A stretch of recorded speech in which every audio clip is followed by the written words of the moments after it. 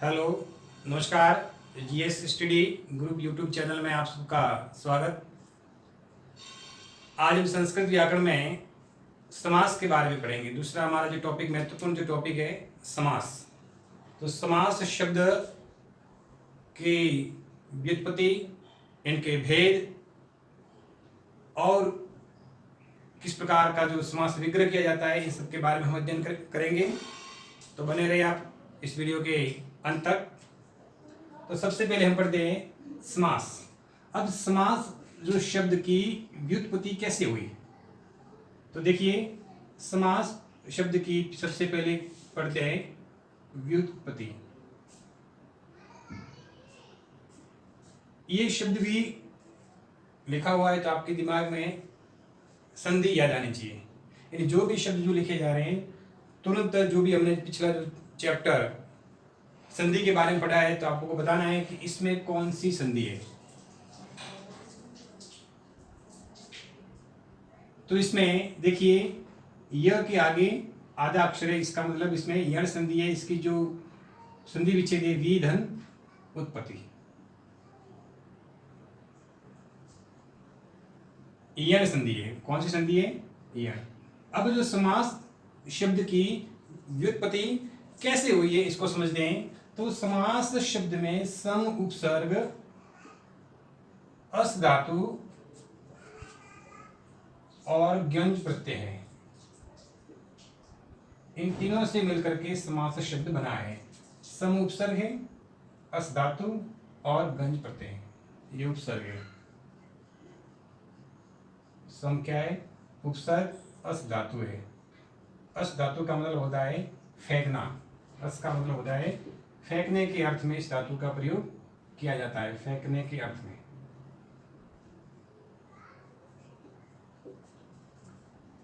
अब समास जो शब्द है, सम, उपसर्ग, अस धातु और जो ये प्रत्यय है, गंज प्रत्यय है, इसका अशेष रहता है। क्या शेष रहता है? अशेष। अब देखिए यहां पर ये जो सलंत के बाद अ है, ये अ उबदा में कहलाता है। और उबदा वाला जो अ और ये जो अ मिलकर के आ बन जाएगा। क्या बन जाएगा? अ और अ मिलकर उबदा में जो अ है वो दीर्घ हो जाता है, तो बनेगा सम धन आस अ। अब म के साथ आ मिल गया तो बनेगा स, मा और अ के साथ स मिलने से समास शब्द बना। अब समास जो शब्द का अर्थ है संक्षिप्त करना, संक्षेप करना, यानी मिलना। यानी जिसमें पद आपस में मिलते हैं, शब्द आपस में मिलते हैं, वो समास कहलाता है। और जहां पर वर्ण आपस में मिलते हैं उसे संधि कहते हैं, और जहां पर पद आपस में मिलते हैं वो समास। यानी पदों का जो मेल होता है उसे समास कहते हैं। समास जो शब्द का मतलब होता है संक्षिप्त करना, संक्षिप्त कथन करना होता है। अब समास से जो निर्मित जो शब्द होगा उसको समस्त पद कहा जाएगा। क्या कहा जाएगा? समस्त पद। समास से जो निर्मित जो शब्द है या पद है उसको क्या कहा जाएगा? समस्त पद या सामासिक पद कहा जाएगा। सामासिक पद, सामासिक पद। अब जो समस्त पद है या सामासिक पद है उसका समास विग्रह किया जाता है। क्या किया जाता है? समास विग्रह किया जाता है। तो संस्कृत में समास विग्रह दो प्रकार का होता है, लौकिक और दूसरा होता है अलौकिक।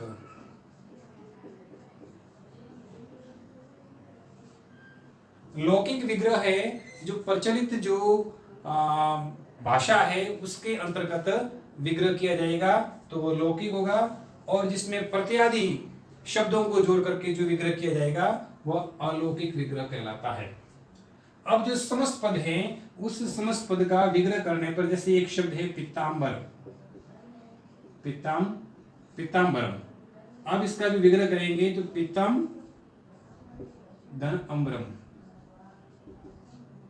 पीतम अम्बरम, सॉरी पीतम अम्रम। अब यहाँ पर जो पितम शब्द हैं ये पूर्व पद कहलाएगा। क्या कहलाएगा? पूर्व पद। और जो अम्बरम है उसको उत्तर पद कहा जाएगा। तो समास में जो समस्त पद होता है उसका जो विग्रह करने पर दो पद निकलते हैं, पूर्व पद और उत्तर पद। तो ऐसे समास होते हैं जिसमें किसी समास में तो पूर्व पद प्रधान होता है, यानी मुख्य पूर्व पद माना जाता है। कोई ऐसा भी समास होता है जिसमें उत्तर पद प्रधान होता है। कई समास में पूर्व पद और उत्तर पद दोनों प्रधान होते हैं। और कोई ऐसा भी समास होता है जिसमें ना तो पूर्व पद प्रधान होता है ना उत्तर पद प्रधान होता है, कोई अन्य पद भी प्रधान होता है। अब हम पढ़ेंगे समास के भेद। समास के भेद।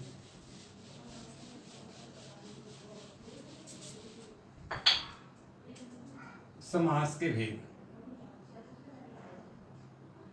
समास के मुख्यतः 4 भेद होते हैं। समास के मुख्यतः कितने भेद होते हैं? 4 भेद होते हैं। कौन कौन से? देखिए, पहला है अव्ययी भाव समास। अव्ययी भाव समास। दूसरा है भेद है तत्पुरुष समास। तत्पुरुष समास। तीसरा भेद है द्वंद्व समास। द्वंद्व समास। और चौथा भेद बहुव्रीहि समास। बहुव्रीहि समास। ये मुख्यतः समास के 4 भेद माने गए थे। तो मुख्यतः समास के कितने भेद हैं? 4। अब अव्ययी भाव जो समास होता है इसमें पूर्व पद प्रधान होता है। तत्पुरुष समास में उत्तर पद प्रधान होता है। द्वंद्व समास में उभय पद यानी दोनों पद प्रधान होते हैं। इसमें दोनों पद प्रधान होते हैं। और बहुव्रीहि समास में अन्य पद प्रधान होता है। सामान्यतः समास के 6 भेद माने गए हैं। सामान्यतः जो समास के कितने भेद माने गए हैं? 6। मुख्यतः 4 हैं। मुख्यतः 4 और सामान्यतः 6 भेद माने गए हैं। इसमें जो तत्पुरुष समास है इस समास के 2 भेद अन्य कर दिए गए हैं। कौन से समास के? तत्पुरुष समास के 2 अन्य भेद कर दिए गए हैं। जिसमें पहला है कर्मधारय समास और दूसरा है द्विगु समास। द्विगु समास। तो इस प्रकार 4 ये अव्ययी भाव समास, तत्पुरुष समास, द्वंद्व समास, बहुव्रीहि समास और कर्मधारय समास और द्विगु समास सामान्यतः समास के 6 भेद है। लेकिन लघु सिद्धांत कौमुदी वरदराज के द्वारा जो रचित ग्रंथ हैं, लघु सिद्धांत कौमुदी, लघु सिद्धांत कौमुदी के अनुसार समास के 5 भेद स्वीकार किए गए। कितने भेद स्वीकार किए हैं? 5। लघु सिद्धांत कौमुदी के रचयिता कौन है? वरदराज। अब तो लघु सिद्धांत कौमुदी के अनुसार समास के 5 भेद कौन कौन से? देखिए, पहला है केवल समास। कौन सा समास है? केवल समास। केवल समास। दूसरा भेद है अव्ययी भाव समास। अव्ययी भाव समास। तीसरा भेद स्वीकार किया है तत्पुरुष समास। तत्पुरुष समास। चौथा भेद है द्वंद्व समास।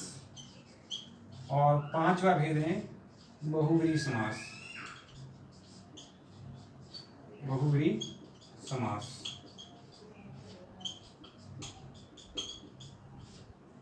तो लघु सिद्धांत कौमुदी के अनुसार समास के 5 भेद और मुख्यतः समास के 4 भेद और सामान्यतः समास के 6 भेद स्वीकार किए। उसमें तत्पुरुष समास के 2 भेद हैं, कर्मधारय और द्विगु समास। अब हम सबसे पहले पढ़ेंगे अव्ययी भाव समास क्या होता है।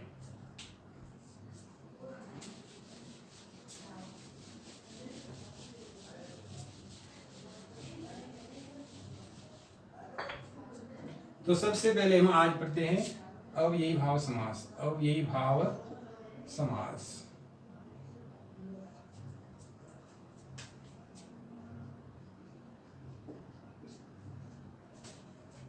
देखिए, इसकी परिभाषा है प्रायेण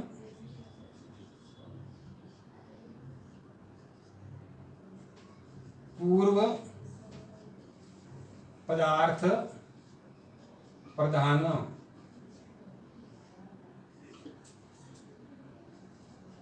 अव्ययी भाव।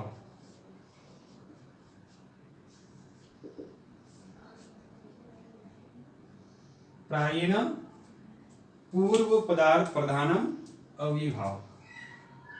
यानी जिस समास में पूर्व पद, कौन सा पद?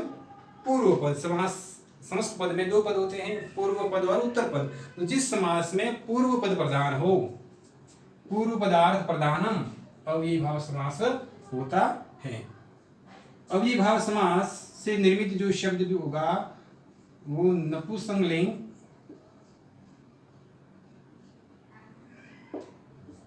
एक वचन वाला शब्द होगा। नपुंसकलिंग एक वचन।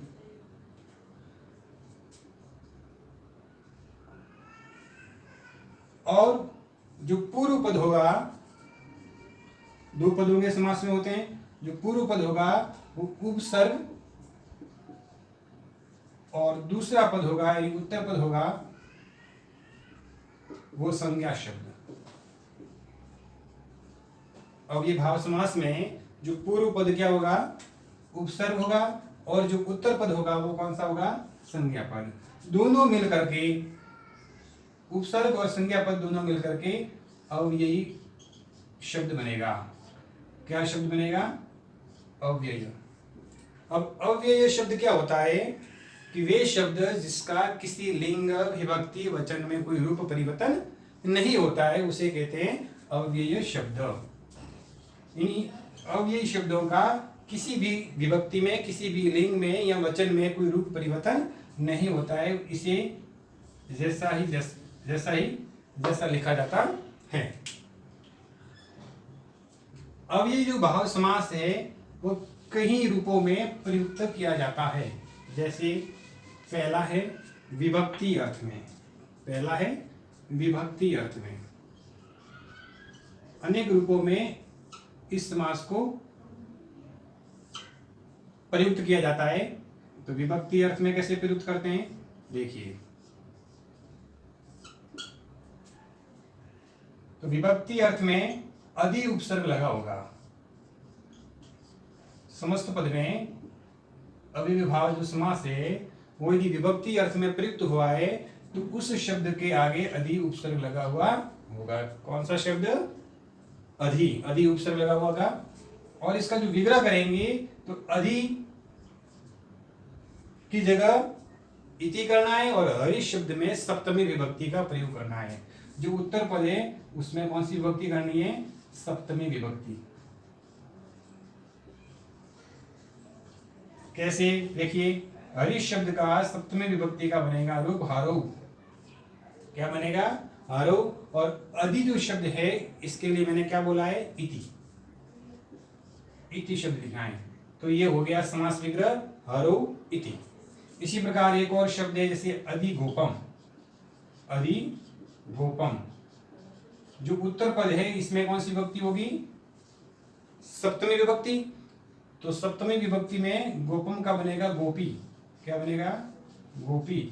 और अधि का क्या लिखना है? इति। गोपी इति अधिगोपम। इसी प्रकार और भी आप अन्य शब्द का भी इसी तरह समास विग्रह कर सकते हो। जैसे अधि स्त्री। अधि स्त्री। तो स्त्री शब्द का सप्तमी का रूप बनेगा स्त्रियाम इति। तो इस तरह विभक्ति अर्थ में इस समास का प्रयोग किया जाता है। दूसरा है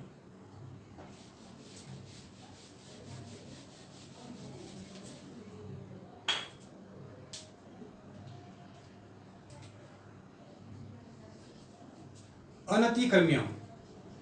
अनतिक्रम्य के अर्थ में किस प्रकार ये प्रयोग किया जाता है देखिए। जैसे अनतिक्रम्यम के अर्थ में इस अव्ययी भाव समास जो प्रयुक्त किया जाएगा तो यथा उपसर्ग आएगा। क्या आएगा? यथा। जैसे यथाशक्ति, यथाशक्तिम, यथाशक्तिम। अनतिक्रम्य के रूप में यदि समस्त पद होगा तो उसके पूर्व में क्या होगा, यथा उपसर्ग का प्रयोग किया जाएगा। उपसर्ग या निपात कोई भी शब्द का प्रयोग हो सकता है।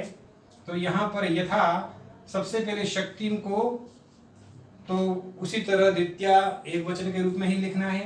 कौन सी विभक्ति प्रयोग करेंगे, द्वितीया, उत्तर पद को द्वितीया एक वचन के रूप में लिखेंगे। तो शक्तिम का द्वितीया का एक वचन बनेगा, शक्ति में ही बनेगा, शक्तिम। और यथा का प्रयोग, यथा की जगह अनतिक्रम्य लिखेंगे। क्या लिखेंगे, अनतिक्रम्य। तो शक्तिम अनतिक्रम्य, अनतिक्रम्य का मतलब होता है अनुसार, शक्ति के अनुसार। इस प्रकार इसका समास विग्रह बनेगा। और भी जैसे एक शब्द है यथा पूर्वम, यथा पूर्वम। अब इसका समास पद विग्रह कैसे बनेगा इस समस्त पद का, तो पूर्वम का द्वितीय का एक वचन बनेगा पूर्वम, और यथा का लिखेंगे पूर्वम, यथा का लिखेंगे अनतिक्रम्य, यानी पूर्वम अनतिक्रम्य। इस तरह से आप यथा लगे हुए शब्दों का समास विग्रह कर सकते हैं। तो अनतिक्रम्यम के अर्थ के रूप में भी इस समास का प्रयोग किया जाता है। तीसरा है समीप अर्थ में। कौन से अर्थ में, समीप अर्थ में। समीप अर्थ में भी इस समास का प्रयोग किया जाता है। समीप अर्थ में इस समास का प्रयोग करते हैं तो उस समस्त पद के आगे उप उपसर्ग लगा हुआ होगा। क्या होगा, उप। जैसे उपगंगम, उपगंगम। अब जब उप उपसर्ग लगा हुआ है तो जो उत्तर पद है उसमें षष्ठी विभक्ति का रूप करेंगे। कौन सी विभक्ति करेंगे, षष्ठी विभक्ति, षष्ठी विभक्ति का रूप करेंगे। तो गंगा शब्द का, गंगम जो शब्द है उत्तर पद क्या है यहाँ पर, गंगम। तो गंगम का जो षष्ठी विभक्ति का रूप बनेगा गंगाया। क्या बनेगा, गंगाया, गंगाया। और फिर उप का अर्थ क्या लेना है, समीपम, गंगाया समीपम। इसी तरह अन्य शब्द है जैसे उपनदी, उपनदी शब्द हैं। अब उपनदी का, इसमें नदी शब्द का क्या करेंगे, षष्ठी विभक्ति में। तो नदी शब्द का जो षष्ठी विभक्ति में बनेगा नद्या। क्या बनेगा, नद्या, नद्या। और फिर उप का अर्थ क्या लिखेंगे, समीपम, नद्या समीपम। तो इस तरह से समीपम अर्थ में भी इस समास का प्रयोग किया जाता है। और देखिए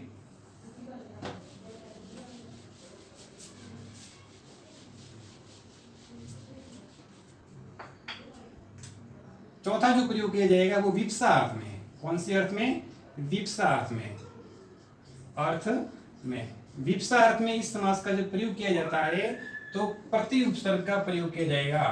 कौन से उपसर्ग का प्रयोग किया जाएगा, प्रति उपसर्ग का प्रयोग किया जाएगा। और इसमें जो उत्तर पद है, जब विप्सा अर्थ में इस समास का जब प्रयोग किया जाता है तब जो उत्तर पद है उस उत्तर पद को द्विबार यानी 2 बार लिखा जाता है। तो यहाँ पर उत्तर पद कौन सा है, दिनम। तो दिनम को 2 बार लिखेंगे, दिनम दिनम, दिनम दिनम। और यहाँ पर जो प्रति उपसर्ग है उसको पीछे अंत में लिख देंगे, दिनम दिनम प्रति, दिनम दिनम प्रति, प्रतिदिनम। इसी प्रकार जैसे शब्द है दूसरा प्रत्येकम, प्रत्येकम। यहाँ पर मूल शब्द है एकम। तो एकम को 2 बार लिखेंगे, एकम, एकम। और फिर जो प्रति है उसको लास्ट में लिखेंगे एकम, एकम प्रति। तो विप्सा अर्थ में प्रयोग करते समय उत्तर पद को 2 बार लिखा जाता है। तो विप्सा अर्थ में भी ये प्रयुक्त किया जाता है। नेक्स्ट जो 5वां है वो समृद्धि अर्थ में है। समृद्धि अर्थ में भी इस समास का प्रयोग किया जाता है। समृद्धि अर्थ में जैसे समृद्धि अर्थ में इस समास का प्रयोग किया जाएगा तो उस समस्त पद के आगे सु उपसर्ग होगा। क्या, कौन सा उपसर्ग होगा, सु। जैसे सुमद्रम, सुमद्रम शब्द बनेगा। कौन सा उपसर्ग है, सु, सु उपसर्ग। इसका मतलब इस समास का प्रयोग समृद्धि अर्थ में किया गया है। तो जो उत्तर पद है उसमें षष्ठी विभक्ति करनी है। कौन सी विभक्ति करनी है, षष्ठी विभक्ति करेंगे। तो यह मद्रम शब्द की षष्ठी विभक्ति का रूप बनेगा मद्राणाम। क्या बनेगा, मद्राणाम। और यहाँ पर जो सु है उसकी जगह आपको समृद्धि लिखना है। तो मद्राणाम समृद्धि, मद्राणाम समृद्धि। इस समास का जो समास विग्रह बनेगा इस प्रकार बनेगा, मद्राणाम समृद्धि सुमद्रम। इसी तरह एक और जैसे शब्द मैं लिखवा रहा हूं, सुविप्रम, सुविप्रम। अब इस समस्त पद का जो समास विग्रह बनेगा, विप्रम का कौन सी विभक्ति में रूप बनेगा? षष्ठी। षष्ठी में विप्रम का बनेगा विप्राणाम। क्या बनेगा? विप्राणाम। और सु जो उपसर्ग है उसका अर्थ क्या लेंगे? समृद्धि। तो विप्राणाम समृद्धि। इस तरह से समास विग्रह बनेगा। तो समृद्धि अर्थ में भी इस समास का प्रयोग किया जाता है। आगे नेक्स्ट,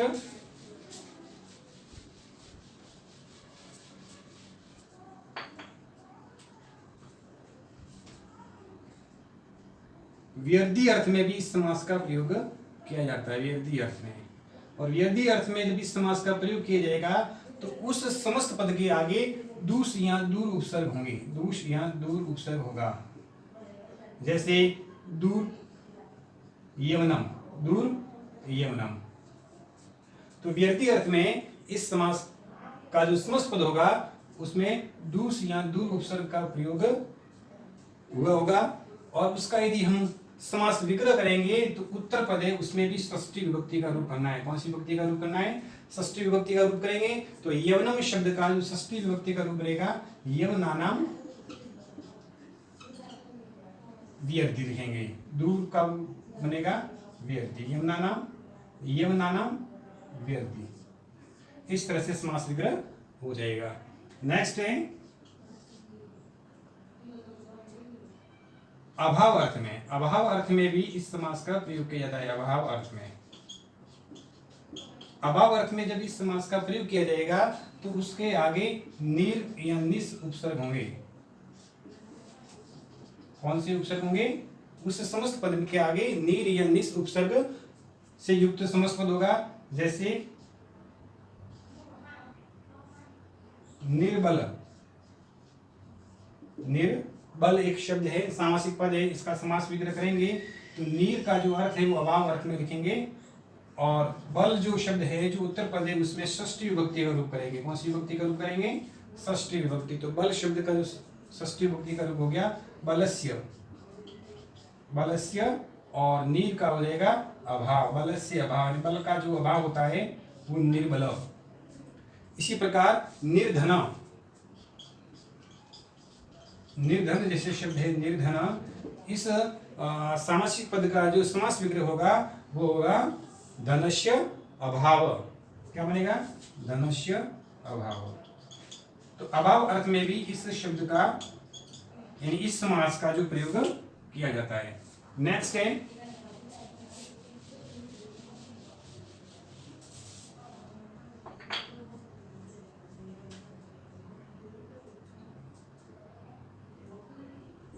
अनुअर्थ में।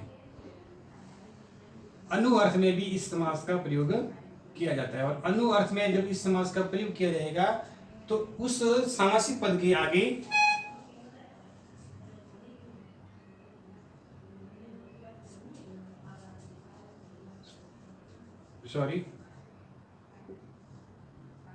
योग्यम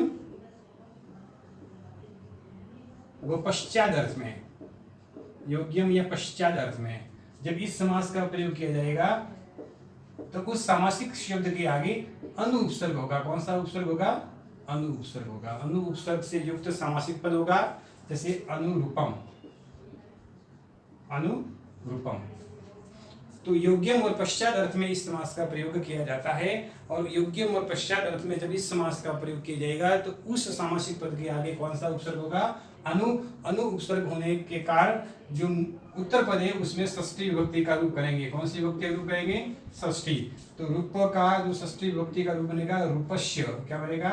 रूपस्य। और अनुकार देखेंगे योग्यम, रूपस्य योग्यम। जो भाव अर्थ में जो प्रयुक्त जो शब्द होगा उसके लिए योग्यम शब्द का प्रयोग करेंगे। और संज्ञा अर्थ में जो शब्द प्रयुक्त होगा उसके लिए पश्चात अर्थ का प्रयोग करेंगे। जैसे अनुहरि, यहाँ पर हरि शब्द है वो एक संज्ञा शब्द है। तो संज्ञा अर्थ में जब इसका प्रयोग किया जाएगा तो अनु का पश्चात रूप लिखेंगे। तो यह हरि शब्द का षष्ठी विभक्ति का रूप बनेगा हरो अरो, क्या बनेगा अरो, और अनु का लिखेंगे पश्चात, अरो पश्चात। इसी तरह अनुविष्णु, अनु अनुविष्णु, तो यहाँ विष्णु का षष्ठी विभक्ति का रूप बनेगा विष्णु, क्या बनेगा विष्णु, और अनु का क्या लिखेंगे पश्चात या योग्य पश्चात, क्योंकि यहाँ पर विष्णु संज्ञा शब्द है, विष्णु पश्चात। तो अनु यानी योग्यम और पश्चात अर्थ में अनु उपसर्ग का भी प्रयोग किया जाता। नेक्स्ट है 8वां असंप्रति अर्थ में। असंप्रति अर्थ में भी इस समास का प्रयोग किया जाता है, और असंप्रति अर्थ में जब इस समास का प्रयोग करते हैं तो उस सामासिक पद के आगे अति उपसर्ग होगा। कौन सा उपसर्ग होगा अति, जैसे अति रोधनम, अति रोधनम, तो इसका जो समास विग्रह होगा वो रोदनम संप्रति न युज्यते, इस प्रकार लिखा जाएगा। रोदनम संप्रति न युज्यते, जब असंप्रति के अर्थ में जब इस समास का प्रयोग किया जाएगा तो उस सामासिक पद के आगे अति उपसर्ग होगा, और उस समस्त पद का जो विग्रह करने पर रोदनम जो उत्तर पद है उसको लेकर के संप्रति न युज्यते, इस प्रकार लिखा जाएगा। जैसे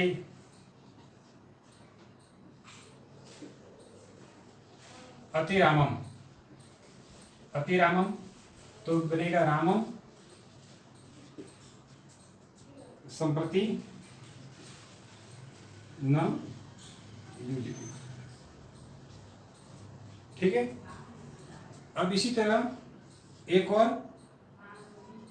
अत्यय, अत्यय अर्थ में भी इस समास का प्रयोग किया जाता है, और जब अत्यय अर्थ में जब इस समास का प्रयोग किया जाएगा तो आगे अति उपसर्ग लगा होगा। कौन सा उपसर्ग लगा होगा उस सामासिक पद में अति उपसर्ग होगा, जैसे अति हिमम, अति हिमम, तो जो उत्तर पद है उसका ज्यों का त्यों उत्तर पद में षष्ठी विभक्ति का रूप करना है। कौन सी विभक्ति का रूप करना है, षष्ठी विभक्ति करेंगे तो बनेगा हिमस्य, और अति शब्द का रूप अत्यय लिख देंगे, हिमस्य अत्यय। उसी प्रकार जैसे एक शब्द है अति शीतम, अति शीतम, अब शीतम शब्द का कौन सी विभक्ति में रूप करना है, षष्ठी विभक्ति में करेंगे शीतस्य अत्यय, शीतस्य अत्यय। तो इस तरह से ये समास है वो विभिन्न अर्थों में इसका प्रयोग किया जाता है। एक और इसमें एक सूत्र है उसको थोड़ा ध्यान में रखना है कि उसके संबंधित भी काफी प्रश्न पूछे गए, वो है सूत्र नदीभिश्च, नदीभिश्च, इस सूत्र को भी ध्यान रखना है। ये सूत्र के अनुसार क्या कहता है कि नदीवाचक जो शब्द होते हैं उसमें अव्ययी भाव समास होता है, उस शब्द का जो समास विग्रह है वो द्विगु समास की तरह होता है, वो संख्यावाचक शब्द भी आगे होता है लेकिन उसमें समास अव्ययी भाव होगा। जैसे पंचगंगम, जैसे पंचगंगम, पंचगंगम, यहाँ पर देखें पहला जो शब्द है पूर्व पद है वो पंच है, संख्यावाची है, और संख्यावाची जब शब्द होता है तो वो द्विगु समास होता है, लेकिन नहीं, क्योंकि गंगा शब्द नदीवाचक शब्द है। कौन सा है, किसी नदी का द्योतक है, इसलिए यहाँ पर द्विगु समास न होकर के अव्ययी भाव समास होगा, और इसका समास विग्रह बनेगा पंचानाम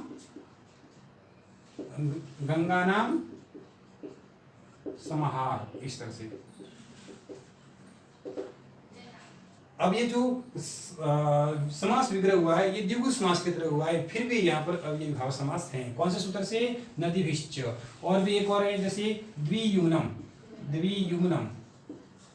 अब यहाँ पर भी देखें आप, द्वि का मतलब दो, युम्ना का यमुना नदी, तो इसका समास विग्रह बनेगा द्वयो यमुनयो समाहार। तो इस प्रकार जो विग्रह किया हुआ है समास विग्रह, उसमें भी यदि वो नदीवाचक शब्द हैं तो उसमें अव्ययी भाव समास होगा। तो ये था अव्ययी भाव समास, जिसका सूत्र है अव्ययी भावश्च। इसका सूत्र क्या है? अव्ययी भावश्च। तो ये विभिन्न अर्थों में इसका प्रयोग किया जाता है। आज की वीडियो में इतना ही। नेक्स्ट हम अन्य समास के बारे में अगले वीडियो पढ़ेंगे। तब तक के लिए धन्यवाद।